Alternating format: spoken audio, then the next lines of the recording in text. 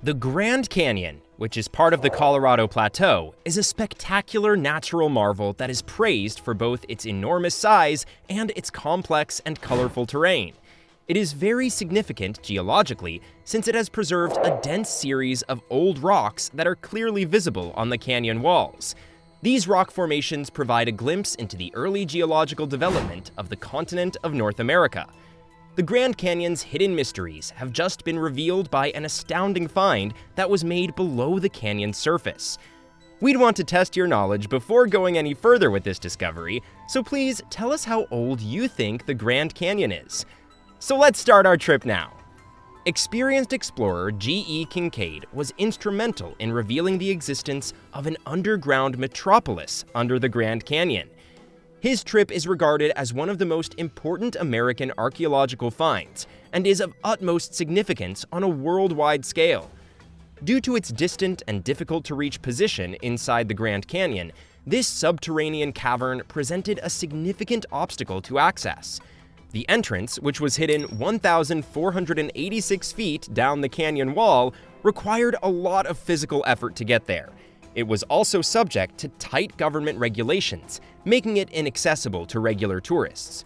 The ledge that shielded it from those traveling the Colorado River allowed no one to see the entrance to this mysterious subterranean metropolis. Government restrictions strictly banned any unlawful admission, and trespassers were subject to punishment. The inaugural wooden boat trip down the Colorado River by GE Kincaid was motivated by his search for minerals. He discovered strange stains on sedimentary rocks during this journey, which was about 42 miles upstream from El Tovar Crystal Canyon.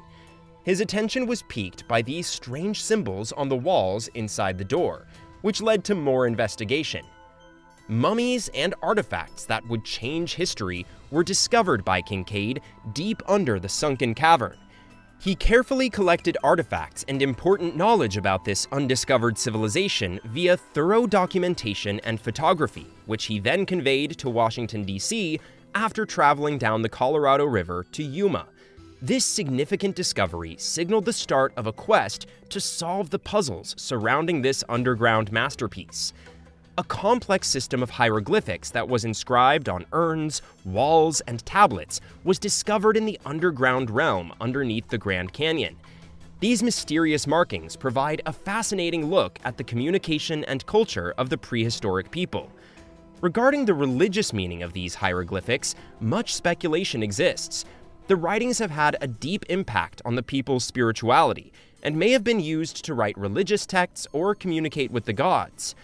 Two separate animal images appear among the visual texts, adding to the mystery. It's unclear what function these images of ancient, potentially symbolic animals served within the underground city's religious and cultural framework. A magnificent shrine that is hidden deep within the cavern captivates visitors. This shrine has a cross-shaped hall and is located around 100 feet from the entrance. A statue with an amazing likeness to Buddha sitting at its center holds lotuses or lilies in each hand. Researchers are fascinated by the Oriental traits and general carving technique of the idol as they try to understand the kind of religious devotion it represents. Smaller representations may be seen all around the main idol. These figurines make up a varied assemblage, some of which are finely crafted and others which seem to be warped.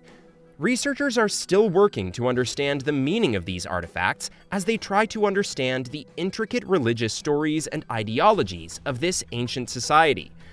A wide variety of amazing items were found in the underground city, but the finding of copper tools stood out. These artifacts have a major historical significance because they reveal the technical prowess and artistry of the prehistoric people. Among the treasures found were copper and gold urns and cups adorned with intricate and artistic designs. These artifacts provide a glimpse into the civilization's sophisticated metallurgical abilities, as well as the cultural and ceremonial importance associated with these priceless metals. Pottery items, including glazed pots and enameled ware, were also found, enhancing the underground city's rich cultural tapestry. These artifacts demonstrate the civilization's mastery of pottery manufacturing and provide insights into its artistry and aesthetics. explorers discovered granaries within the underground city that resembled those in Asian temples. These buildings, built to store food and other necessities, provide important hints about the daily routines, farming methods, and sophisticated organizational abilities of the prehistoric inhabitants. The underground city is notable for the existence of a big, unoccupied storeroom that has copper hooks sticking out of its edge. Exploration is still needed to learn more about this storehouse's contents and possible historical importance. One of the astounding discoveries was a strange gray metal whose composition is still a mystery to scientists. Scientists and historians have been baffled by this mysterious chemical, which has caused them to wonder about its origin, use, and possible ramifications for our knowledge of past civilizations. There were a number of yellow stone carvings on the cavern floor, each of which featured the head of a person resembling a Malay. There are many unanswered concerns about the meaning and symbolism of these finely carved carvings, which represent a distinctive component of the underground city's cultural and artistic past. These golden stone carvings and other artifacts have led to rumors that they may be related to the ancient Tibetan people. The cultural connections and influences that may have molded the civilization living beneath the Grand Canyon's subterranean depths are now being aggressively investigated by researchers. There are hints of the smelting of ores, in addition to these fascinating finds. The precise method and source of these ores are still unknown, but the presence of smelting materials suggests that the residents of the underground metropolis engaged in sophisticated metallurgical processes. The cavern's discovery of charcoal and other materials suggests that they have been used in manufacturing or industrial activities. The traces of these materials provide important hints regarding the technical prowess and activities of the prehistoric civilization that once flourished in this underground environment. With a width of around 12 feet, the main hallway in the underground city is a noteworthy architectural element. It has a purposeful and accurate construction as it deepens, ultimately narrowing to around 9 feet at its farthest extremities. There are side routes that branch off from the main corridor and take travelers to other chambers. These chambers are distinguished by their recognizable oval-shaped doors, which provided entrance to areas that fulfilled various functions within the underground civilization. The underground city has walls that are about 3 feet and 6 inches thick, which is quite thick.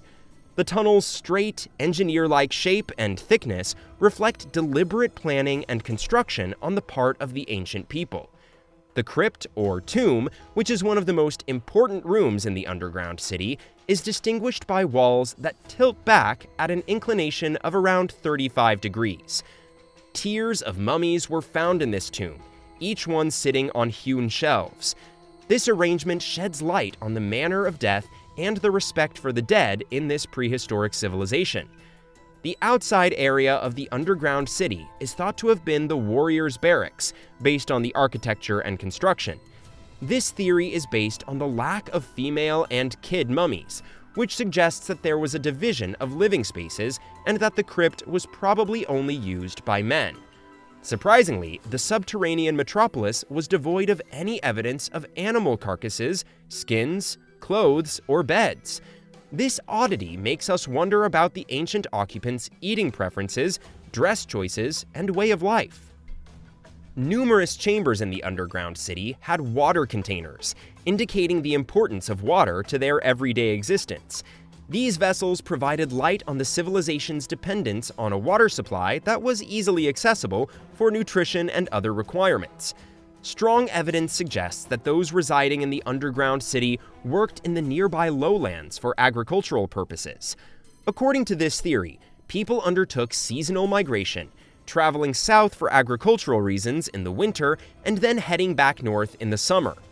The enormous size and design of the underground metropolis imply an astounding ability to accommodate a large population, with estimations reaching 50,000 people. This discovery casts doubt on our perception of the size and complexity of prehistoric communities in the area. There are several theories on how the existing Indian tribes in the area may be related to the underground metropolis. According to some beliefs, these tribes might be descended from the civilization that previously flourished in the Grand Canyon's subterranean depths, indicating a continuity of tradition through millennia.